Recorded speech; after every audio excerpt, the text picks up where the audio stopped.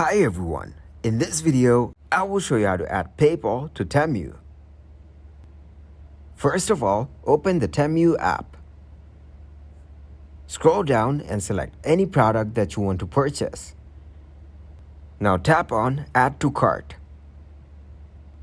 So I need to select color and size of the product. Now add this to cart.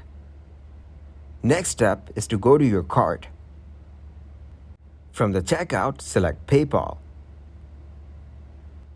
Here, you need to complete some fields.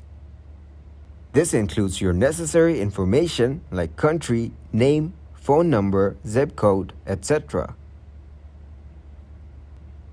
Once you are done with this, tap on the Save button. This will add PayPal to the Temu account. If you guys got some value, make sure to leave a like and subscribe to the channel. Until next time, goodbye.